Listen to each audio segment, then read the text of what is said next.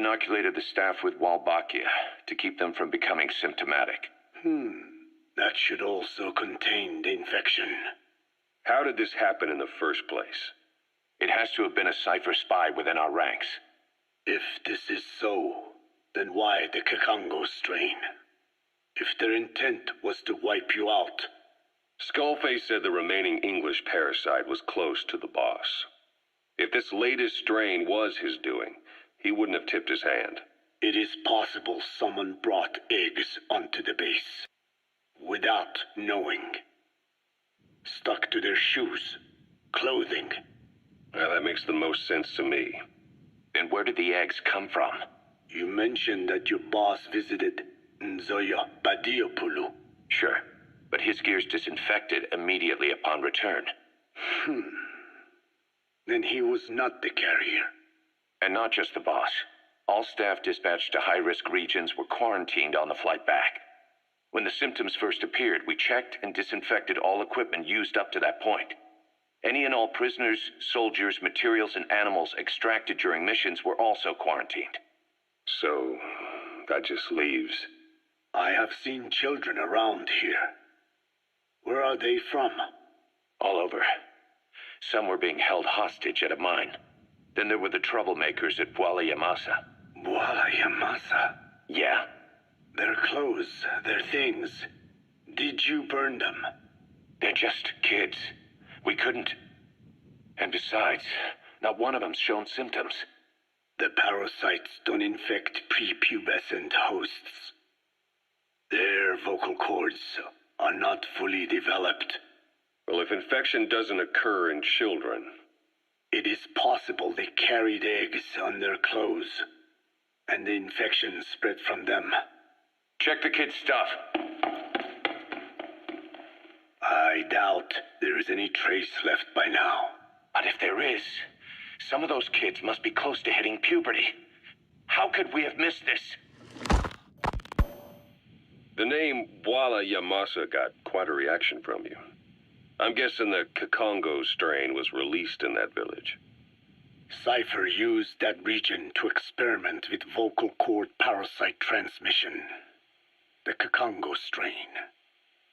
The settlements around the refinery upstream of Bwala Yamasa were the proving grounds. They would infect one villager, then record transmission speed. Dangerous work. If they failed to contain the infection, it would slip into the surrounding regions. At which point the world found out about the parasites, making them useless as a weapon. Incredible they'd risk such a thing. The test site was densely populated too. A terrible place for such experiments. No doubt, they thought burning everything would wipe away all traces. The settlements were covered in oil anyway. Who would wonder if one day they caught fire? And so it did. They burned it all, living and dead. Those remains. But they miscalculated. Transmission speed was far faster than anticipated. It may have been the temperature, or hygiene standards, or perhaps the parasites reacted quickly to Kakongo.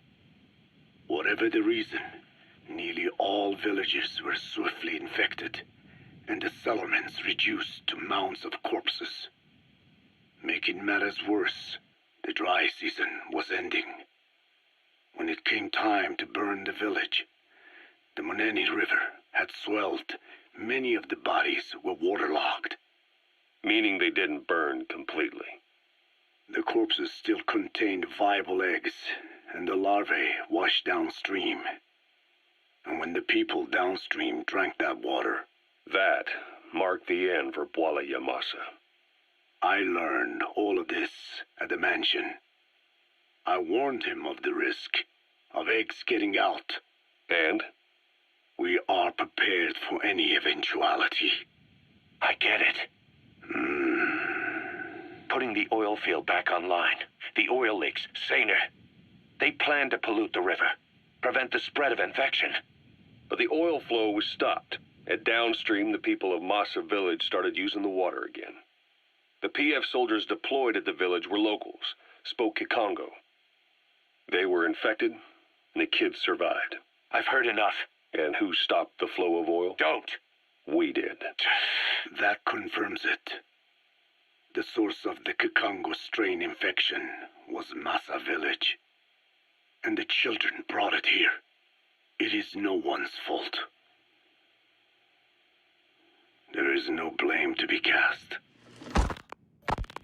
The parasites, they were tested in other regions? Their physiology requires that they be tested under varied conditions. Another test site was in Afghanistan. So it was the parasites there.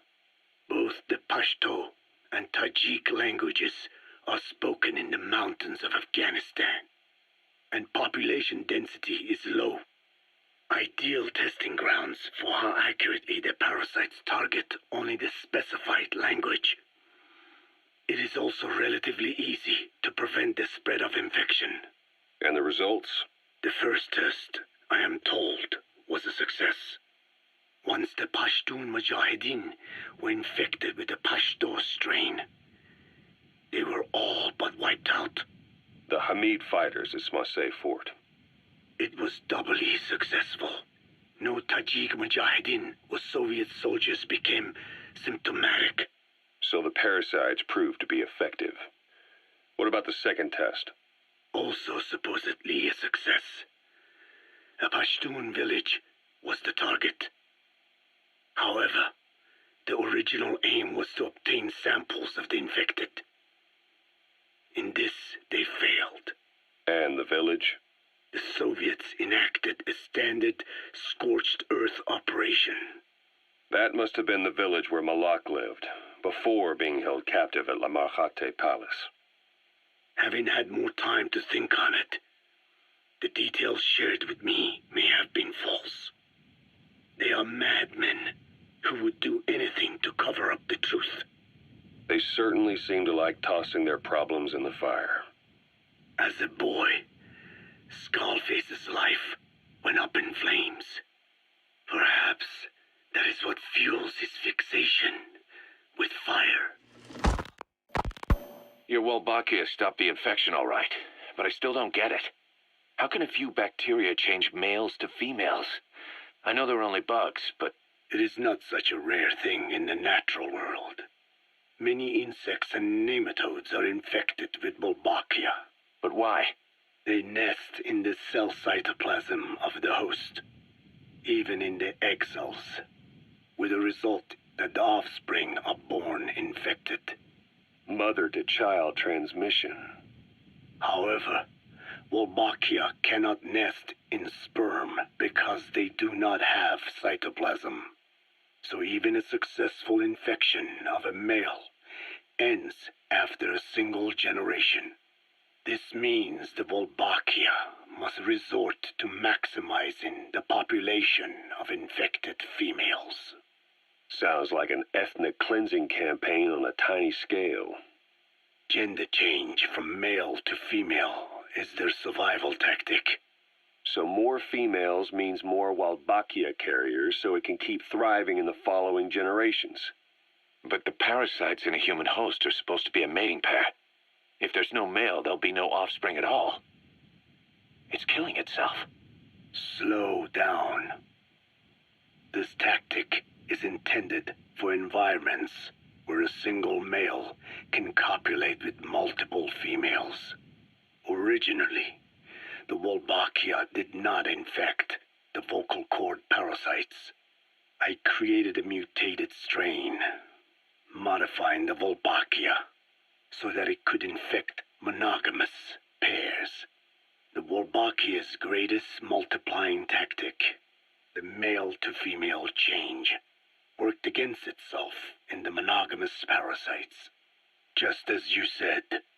Then I performed repeated selection of Wolbachia strains until I achieved 100% certainty of male-to-female conversion. Creating female-female pairs, unable to reproduce. And you say the Wolbachia affects the host of the host, that is, us, cutting off our means to reproduce? It is almost certain. Of course, we will not turn female. After all, mammals possess no natural gender-changing function. But some Wolbachia strains can cause cytoplasmic incompatibility in the host. Is that some cell deformity? Put simply, it means the altered sperm of infected males kill the female's egg on contact. And that's happened to us? Yes. And yet, what occurs in humans is not just simple CI. To date, there are no cases of Wolbachia affecting humans. The fact that this strain causes this effect, is it the vocal cord parasite's affinity with humans?